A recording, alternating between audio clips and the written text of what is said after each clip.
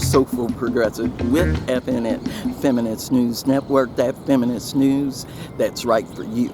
Welcome to Skye on location in Honolulu, Hawaii, giving you that soulful news you need every time. Yes, indeed. And if you haven't told a friend to like and subscribe and get that soulful news that soulful way, well, honey, you better let them know they can get it today. So, now, what is it I want to talk to you about today? What is really going on? I'm going to quickly explain the Palestine-Israeli conflict that's been going on the last 75 years so you can understand through the eyes of RT for you. So let's go over it and take a look, then discuss. All right. The idea of a Jewish homeland gained momentum in the UK during the First World War. Prime Minister David Lloyd George was a Christian Zionist, and under his leadership, the Balfour Declaration was made. His Majesty's government view with favour the establishment in Palestine of a national home for the Jewish people, and will use their best endeavours to facilitate the achievement of this object, it being clearly understood that nothing shall be done which may prejudice the civil and religious rights of existing non-Jewish communities in Palestine, or the rights and political status enjoyed by Jews in any other country. By the end of the First World War, the UK had seized Palestine from the Ottoman Empire. Now, under a mandate from the newly created League of Nations, which was a precursor to the United Nations, British rule began. Over the next 2 decades, large-scale Jewish immigration to Palestine took place. The numbers swelled after Hitler rose to power in Germany. Tensions and violence between Jews and Palestinians was frequent, and there was a full-scale Arab revolt between 1936 and 1939. The horrors of the Holocaust saw more support, particularly from the USSR and the US, for a homeland for the Jewish people, though the British continued to limit migration to the area. By 1947, the UK had had enough, handing the issue over to the UN. His Majesty's government have determined to base their policy on the assumption that they must lay down the mandate under which they have sought for 25 years to discharge their obligations to fulfill the growth of the Jewish national home and to protect the interests of the Arab population. I have been instructed by His Majesty's government to announce with all solemnity that they have consequently decided that in the absence of a settlement, they must plan for an early withdrawal of the British forces and of the British administration from Palestine. The UN's solution was partition, 2 states with Jerusalem under its administration.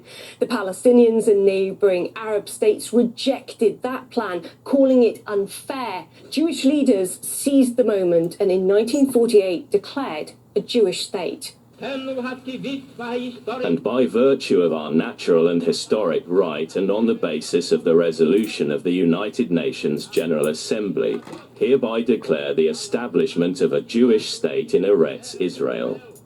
Within 24 hours, 5 Arab nations intervened and the 1948 Arab-Israeli War broke out. Fighting ended the following year, but during this time Israelis had taken up more land than originally allocated under the UN plan.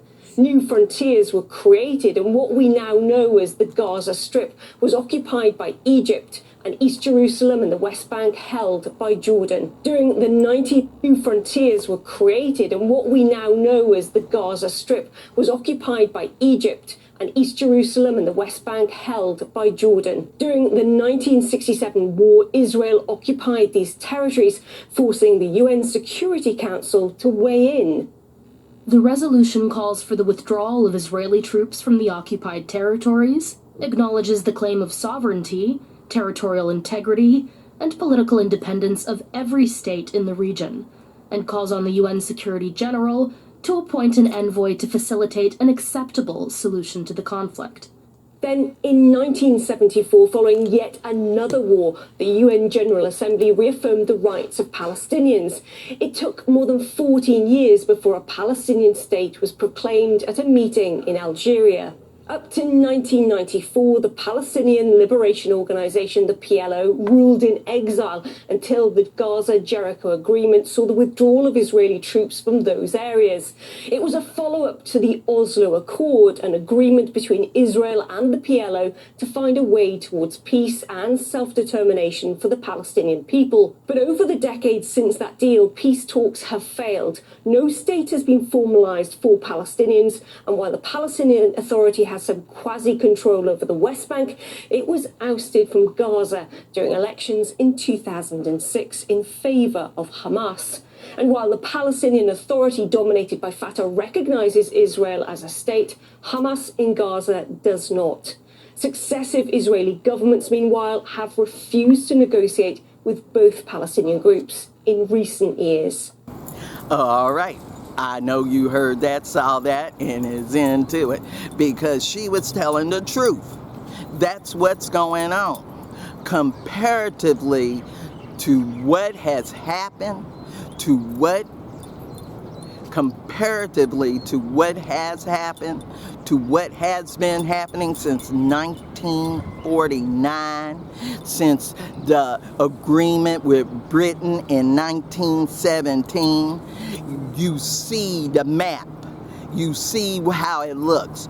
Smaller, smaller, smaller, until they're in an open-air prison waiting for what? As people said it, by gray zone in New York during the protest against the killing in Gaza. This is what they really think. But there are other forces in the country. A member of Israel's influential far-right bloc of the ruling coalition, Finance Minister Smotrich, has been quoted by various Israeli media as making a controversial statement during a cabinet meeting. We have to be cruel now and not to think too much about the hostages in Gaza. It's time for action. But this time, it's not only up to Israel to decide.